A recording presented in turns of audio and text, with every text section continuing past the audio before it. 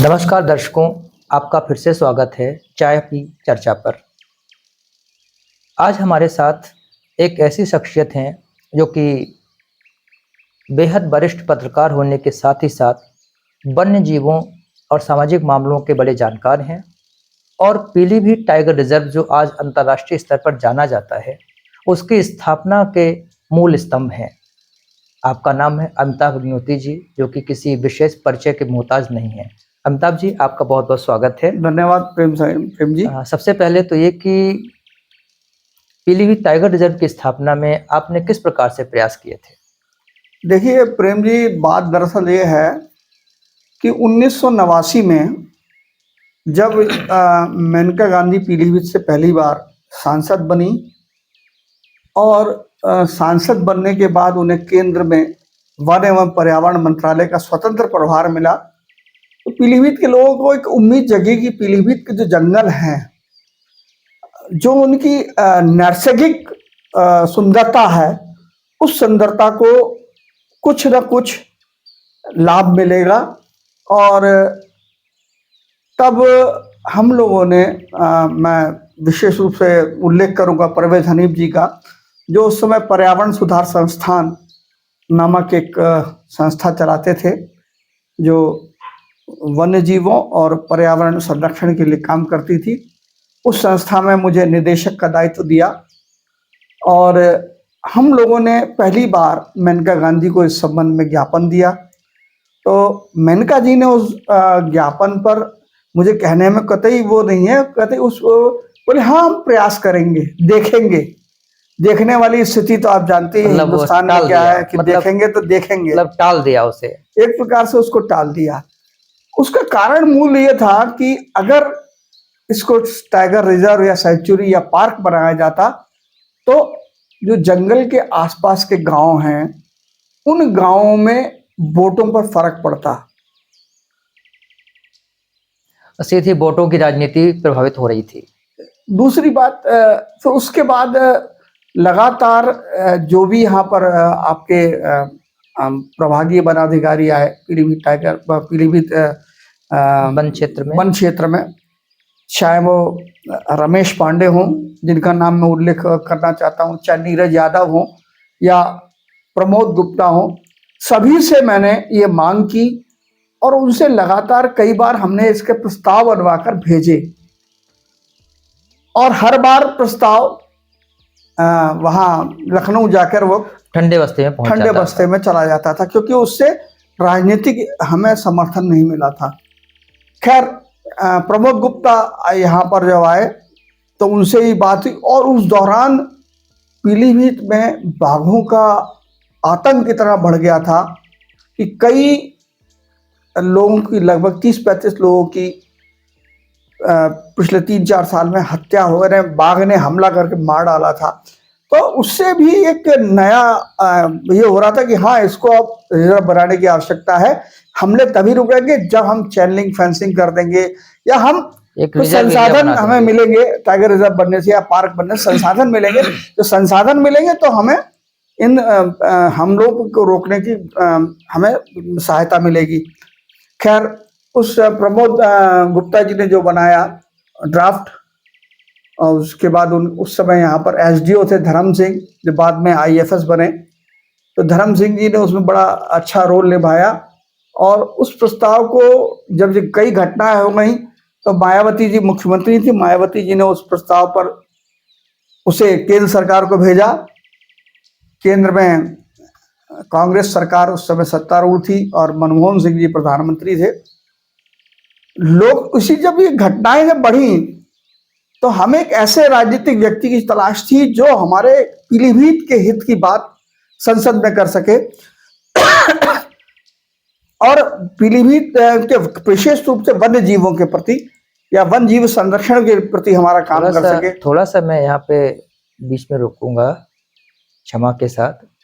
मेनका गांधी जी को वन्य जीव प्रेमी के रूप में लोग जानते हैं। उनके रहते हुए आपको ऐसी आवश्यकता क्यों पड़ी कि हमें कोई राजनीतिक व्यक्ति चाहिए? वो इसलिए पड़ी क्योंकि हम समझ रहे थे कि कुछ वो राजनीतिक मजबूरी उनकी हो सकती है, इसलिए वो ये नहीं हमारा साथ दे पा रही हैं। तो हमने लखीमपुर खीरी के सांसद हुआ करते थे रवि प्रकाश वर्मा, मेरे बड़े अच्छे मित्र हैं, जेएनयू के वहाँ से पोस्ट ग्रेजुएट हैं और बड़ा अच्छे चिंतक हैं। वो वन्य जीवों के संरक्षण को ग्रामीणों की अर्थव्यवस्था से जोड़कर देखते थे। तो उनसे जब चर्चा हुई तो उनसे हमने कहा ये इस तरह घटनाएं हो रही हैं और ये बड़ा दुखद स्थिति है। तो वो बोले ठीक है, तुम जो खबर लिखो जंगल पे वो मुझे भेजना। तो कमोवेश सप्ताह में जब भी संसद का सत्र चलता था तो सप्ताह में 2-3 दिन पीलीभीत का मामला रवि प्रकाश वर्मा उठाते वन क्षेत्र का मामला उठाते थे। तब वहां पर यह हुआ कि तत्कालीन मनमोहन सिंह सरकार ने सैद्धांतिक रूप से पीलीभीत टाइगर रिजर्व को 2007 में मंजूरी दे दी।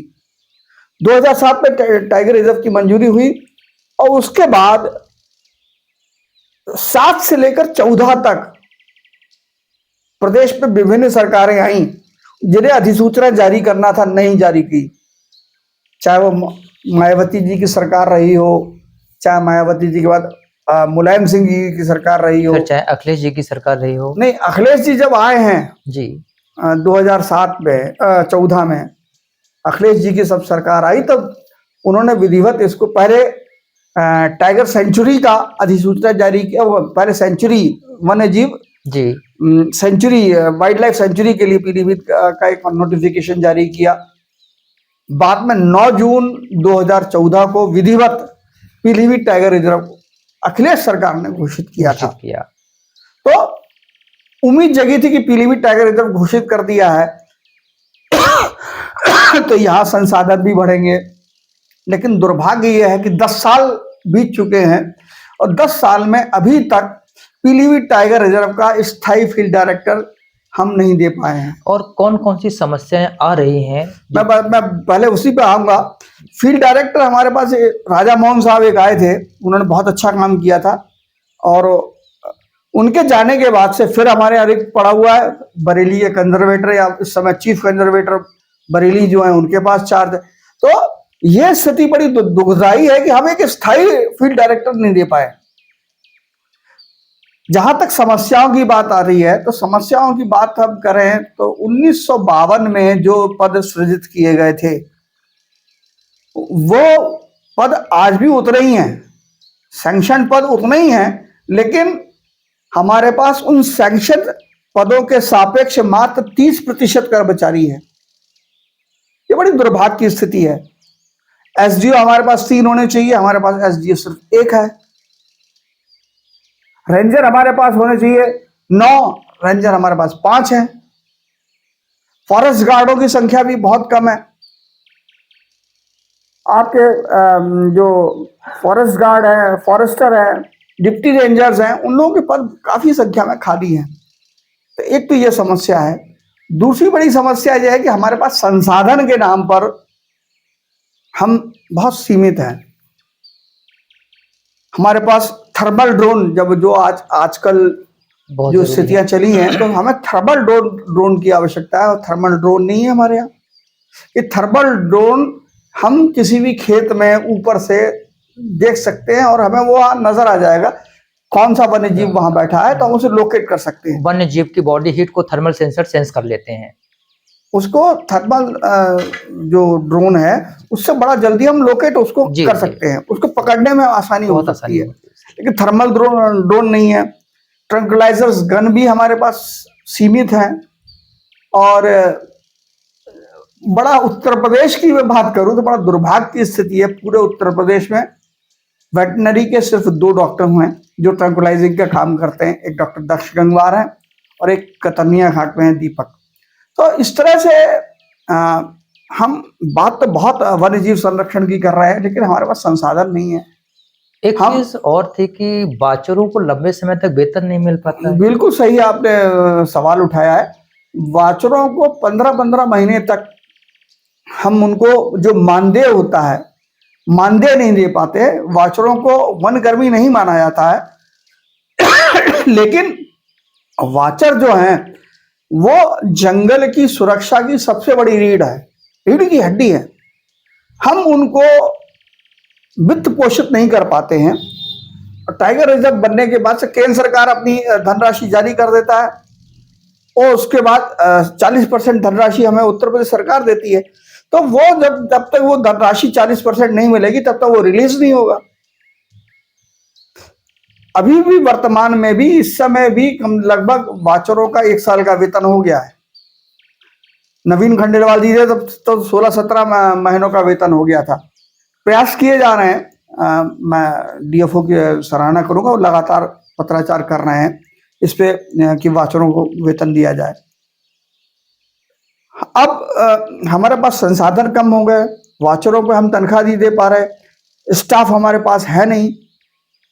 ऐसी स्थिति में मानव वन्य जीव संघर्ष को रोकने के लिए बड़ा हमें कुछ काम करने पड़ेंगे। जैसे हमें रेंज लेवल पर रेस्क्यू टीम बनानी पड़ेंगी, उसके लिए हमें रेस्क्यू का वाहन भी चाहिए। अभी स्थिति यह है कि रेंजर्स जो हैं उनके पास अपने वाहन नहीं है, सरकारी वाहन उनके पास भी नहीं है। चाहे वो सोशल फॉरेस्ट्री डिवीजन है जिसे हम कहते हैं, अब वो जो सोशल फॉरेस्ट्री डिवीजन हुआ करता था उसका नाम हो गया है वन एवं वन्य जीव प्रभाग। तो वन एवं वन्य जीव प्रभाग में भी हमारे पास संसाधनों की कमी है। सबसे पहले तो जो मेरा मानना है कि रेस्क्यू के लिए, रेस्क्यू ऑपरेशंस होते हैं उसके लिए बजट होना चाहिए। रेस्क्यू ऑपरेशन के लिए हमारे पास कितने वाहन हैं इस समय? रेस्क्यू ऑपरेशंस के लिए हमारे पास जिला मुख्यालय पे तो एक वाहन है, वो रेस्क्यू ऑपरेशंस के लिए हम उससे रेस्क्यू कर सकते क्या हैं। आपको लगता है कि एक वाहन से इतने बड़े क्षेत्र का रेस्क्यू ऑपरेशन? नहीं, वही तो मैं कह रहा हूँ, इस रेस्क्यू ऑपरेशंस के लिए हमें हर रेंज में, पीलीभीत टाइगर रिजर्व की 5 रेंजों में और इसके अलावा जो वन एवं वन्य जीव प्रभाग है उसकी 3 रेंज है, 8 रेंजों में हमें 8 वाहन कम से कम चाहिए, 8 वाहन चाहिए। और हमें स्टाफ को प्रशिक्षित करने की आवश्यकता है। वो पिछले दिनों हुआ भी, WTI ने मानव वन्य जीव संघर्ष की स्थिति को देखते हुए यहाँ पर पूरे स्टाफ को, दोनों डिवीजनों के, टाइगर रिजर्व भी और वाइल्ड लाइफ जो डिवीजन है अपना फॉरेस्ट वाइल्ड लाइफ डिवीजन, दोनों डिवीजनों के रेंजर, डिप्टी रेंजर्स, फॉरेस्टर्स और फॉरेस्ट गार्ड्स को विधिवत 3 दिन का प्रशिक्षण दिया है। प्रशिक्षण तभी सक्सेस है भाई जब हम संसाधन दें, जब प्रैक्टिकल बेस पे हो। प्रैक्टिकल बेस पे हम बात कर रहे हैं, संसाधन तो हमारे पास है नहीं। अब आ गया साहब, अभी वन मंत्री भी पिछले दिनों पीलीभीत आए थे, जब भेड़िए वाली घटना हुई तो मुख्यमंत्री जी ने क्लास लगाई पूरे वन विभाग की। तो ACS मनोज कुमार सिंह और आपके वन मंत्री आए। पूरी मीटिंग में क्या हुआ कि साहब हम जनता से सहयोग लेते हैं, वो लेते हैं, प्रॉब्लम्स क्या है उस प्रॉब्लम्स पे कभी डिस्कस ही नहीं हुआ। मतलब सीधी सी बात है कि हम आते हैं बात कर, लेकिन जो जड़ है, रूट है, उस पे हम डिस्कस नहीं करते, डिस्कस नहीं करते, नहीं ढूंढ रहे हैं। हम समस्या का कारण जानने के साथ साथ हमें ये भी तो उसका उपाय खोज रहा है। अच्छा, एक चीज जो बाघों में, सियारों में, मगरमच्छ में और आपके भेड़ियों में और तमाम यहाँ तक कि सांपों के व्यवहार में परिवर्तन है कि वो जंगल से निकल के आबादी की तरफ भाग रहे हैं। इसके पीछे आपको क्या है वजह दिखती है? देखिए, मैं जो समझ रहा हूँ सबसे बड़ा खतरा इस समय जो मैं भांप रहा हूँ, रेबीज का खतरा। डोमेस्टिक यानी पालतू पशु जो गौवंश हैं, जो लोग छोड़ दे रहे हैं, वो जंगल में जा रहे हैं। नेचुरल सी बात है, जब जंगल में जाएंगे तो शिकार होंगे, और इजी शिकार होंगे, बहुत आसानी से शिकार होंगे। लेकिन उनकी जो बीमारियां हैं वो हमारे वाइल्ड एलिमेंट्स में भी आ रही हैं। ये एक बड़ा खतरा है, इस पर अभी किसी ने ध्यान नहीं दिया, लेकिन मैं मान रहा हूँ बहुत बड़ा खतरा है।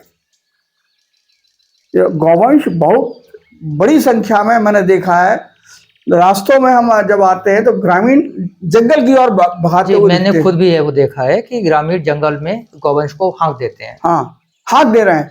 तो ये बड़ी दुर्भाग्य की स्थिति है और ये इसी वजह से मुझे जो लग रहा है, हाल की चाहे बहराइच की घटना हो, चाहे पीलीभीत के सुसवार की घटना हो या सहरामा उत्तरी क्षेत्र की घटना हो, तो इन घटनाओं में मेरा मानना है भेड़िया और ये सियार, इनमें रेबीज बहुत तेजी से पनपता है। हो सकता है रेबीज की वजह से इनके व्यवहार में एकाएक परिवर्तन आया है।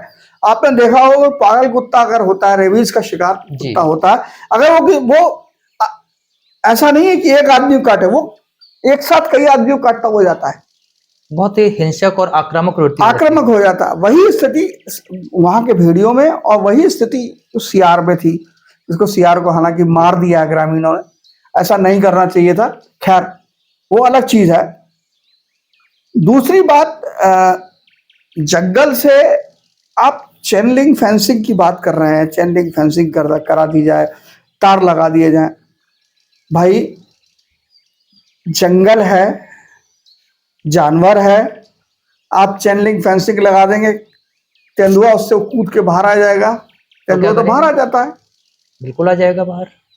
और जो जंगल से बाहर आ गया जानवर, उसे वापस भेजने में बड़ा दिक्कत होगी। ये खतरा भी है चेन लिंक फेंसिंग का, ये स्थायी उपाय नहीं है। नहीं, तो और घातक है, क्योंकि अभी तो शोर शराबा सुन के जानवर अपने आप जंगल में घुस जाता जंगल है, की तरफ वापस भाग जाता है। लेकिन जब चैनलिंग फंसे होंगे तो वो कहाँ जाएगा? कहाँ से जाएगा? ये इस बात पे हालांकि सरकार बराबर जोर दे रही है कि चेन लिंक फेंसिंग कर दिया। मैं मानता हूँ ठीक है, चेन लिंक फेंसिंग कर दी जाए, लेकिन भाई जंगल की एक तरफ इधर जंगल है, एक तरफ इधर जंगल है, बीच में सड़क जा रही है, आप चेन लिंक फेंसिंग कर रहे हैं, तो इधर उधर जाने के लिए वो जो कॉरिडोर सिस्टम है इनका, वो कॉरिडोर को आप नष्ट कर रहे हैं। रास्ता बंद कर रहे हैं, बंद जो कर उनकी रहे हैं। प्राकृतिक मार्ग है वो आप रोक बाधा कर रहे हैं। फिर वो टाइगर रिजर्व का मतलब जू हो जाएगा, चिड़ियाघर हो जाएगा। चिड़ियाघर हो जाएगा। अच्छा, एक चीज और थी कि जो मुझे लगता है, जंगल के आसपास की उपजाऊ जमीन पे, क्योंकि पानी पर्याप्त मात्रा में यहाँ पर है, गन्ने की खेती का रकबा बहुत बड़ा है। हाँ, ये बिल्कुल आप सही कह रहे हैं कि पिछले 5 साल में जो जंगल के किनारे है वहाँ गन्ना बहुत तेजी से बढ़ा है। उसका मूल कारण ये है कि गन्ना विभाग जंगल से सटे इलाके में प्राथमिकता के आधार पर गन्ने की पर्चियां देता है। जब किसान को समय में पर्ची मिल रही है तो वो कहता है यार ये सही है सिस्टम, जंगल के किनारे लगा लो। लेकिन ये तो बहुत खतरनाक है।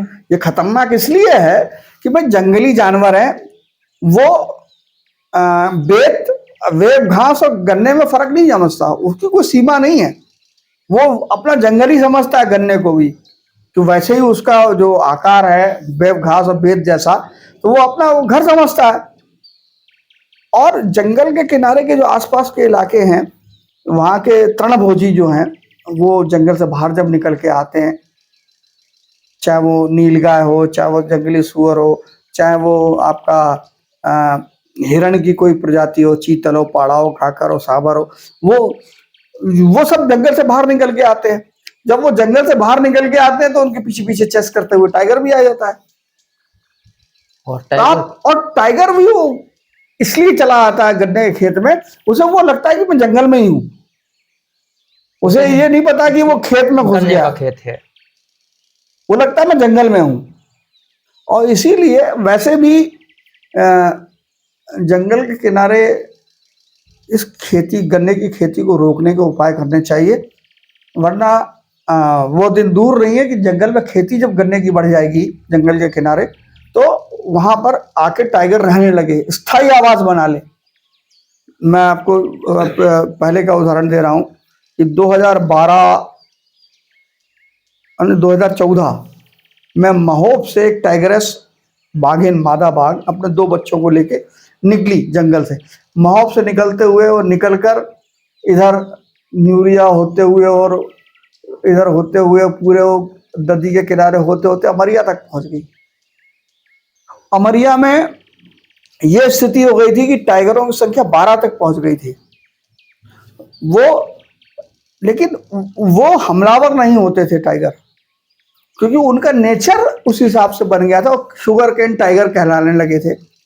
वो आसपास में फार्मों में बैठते थे, उससे वहां के लोगों को फायदा भी हुआ कि वहां जो खेतों पर नुकसान करने वाले जानवर, विशेष रूप से जंगली सुअर और नीलगाय, वो उनको आसानी से मिल जाते थे। पानी की तो प्रचुरता है ही, बाघ के लिए जरूरी चीज है, सबसे जरूरी चीज है उसको हैबिटेट, उसको प्राकृतिक सुरक्षित स्थान मिले। गन्ने का खेत सुरक्षित स्थान है, पर्याप्त उसको भोजन मिले, तो नीलगाय और जंगली सुअर उसको वहां पर्याप्त मिलता था नदी किनारे। तीसरा नदी, पानी, तो पानी तीनों चीजों से मिलती तो वहाँ डेवलप्ड हो रहे थे। खैर अब वहाँ पर संख्या कम हुई है क्योंकि पिछले कुछ दिनों से वहाँ पर टाइगर के चहलकदमी नहीं मिली है। चहलकदमी नहीं मिली है। हालांकि अब लोग भी वहाँ जो उसके आदी हो गए थे और टाइगर वहाँ रहता था फार्मों पे, चाहे वो पेरी सिंह जो प्रधान है वर्तमान में, कौन सा गांव पड़ता है यार ये, दूली डैम से नीचे उतर के गांव पड़ता है, उस गांव में प्रधान उनके यहाँ रहता था, शुक्ला फार्म पे रहता था, गजरोला फार्म पे रहता था, और तो और बेला पोखरा तक चला जाता था मंजीत सिंह जी के फार्म पे। वहाँ वहाँ लोग एंजॉय कर देखते थे और वहाँ विधिवत इस पे एक व्यवसाय बनाने का सोचने लगे थे फार्म हाउस पे कि हम टाइगर दिखाने के लिए कुछ करें, होम स्टे करें। खैर वो वहाँ से अब नहीं है। हमारे वरिष्ठ साथी केशव अग्रवाल जी ने NTCA के जो जनरल सेक्रेटरी थे, मेंबर सेक्रेटरी अनूप नायक साहब, वो रिटायर्ड हो गए, उनसे भी एक डिमांड की थी कि यहाँ से ट्रांसलोकेट किया जाए यहाँ के बाघों को, और वो मांग आज तक अधूरी रही और उसके बाद से वहाँ बाघ भी देखना कम हो गए, या तो मार दिए गए हैं या फिर इधर उधर वो चले गए हैं। एक बरेली में मिला, एक लरुई खेड़ा में मिला, एक बरखेड़ा में मिला। तो ये मेरा मानना है कि वो टाइगर अभी भी मूवमेंट में रहते हैं। अभी धनकुनी तो में आसाम चौराहे के पास नहीं मिला। हाँ शहर के अंदर ही आ गया था। शहर के अंदर ही आ गया था। धनकुनी है, धनकुनी में था, फिर अब बीरापुर साइड में देखा गया और नदी किनारे इधर देखे जा रहे हैं। तो ये बड़ी ठोस नीति एक बनाने की आवश्यकता यह है कि हम सबसे पहले वन विभाग को संसाधन दें, ग्रामीणों को जागरूक करें, ग्रामीणों को ये जागरूक करें भाई अकेले मत जाओ जंगल, या जंगल के किनारे अकेले मत जाओ। कल की घटना हम ले रहे हैं, बता रहे हैं, उसमें स्पष्ट केदारी जो था खेत की रखवाली करना तो गया था, लेकिन वो जंगल में घुस गया था और वहां से उसे जो गश्ती टीम थी उसने वापस भी भेजा था। उसके बाद फिर चला गया जंगल में, इसलिए बाघ का शिकार बन गया। तो एक ये चीज तो हमें भी कंट्रोल करनी पड़ेगी, हम जंगल में ना जाएं। अगर हमें अपना शिकार होने से बचाना है तो जंगल में हम नहीं जाएं, विशेषकर कोर एरिया में, जहां जंगल में जैसे अब भैरो बीट में आज वही टाइगर जिसने कल मारा है वो भैरो बीट में देखा गया है, वन विभाग की टीम लगी हुई है। ग्रामीण कहते सब तुरंत पकड़ो, तुरंत पकड़ने में हालांकि वो ग्रामीणों की मांग जायज होती क्योंकि वो एक आदमी खो चुके होते, लेकिन वन विभाग की परेशानी ये है कि बाघ जो है राष्ट्रीय पशु है और उसको पकड़ने के लिए या उसे केजिंग करने के लिए लखनऊ से अनुमति प्राप्त करनी पड़ती है। जब तक लखनऊ से अनुमति नहीं आएगी तब तक वो ना उसे ट्रैंकुलाइज कर सकेंगे ना उसे पकड़ सकेंगे।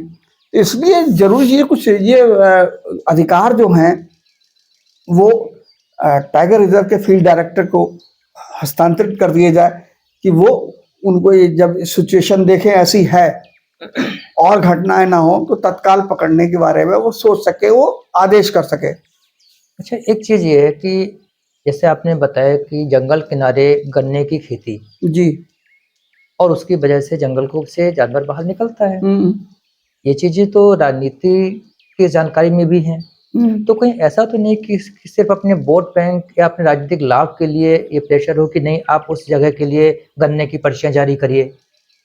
हाँ, अभी जो मीटिंग हुई थी वन मंत्री जिसमें आए थे, एसीएस ने स्पष्ट निर्देश दिए हैं जिला गन्ना अधिकारी को कि आप जहाँ जहाँ जंगल किनारे वो हैं वहाँ प्राथमिकता के आधार पर लोगों को गन्ने की पर्चियां दें।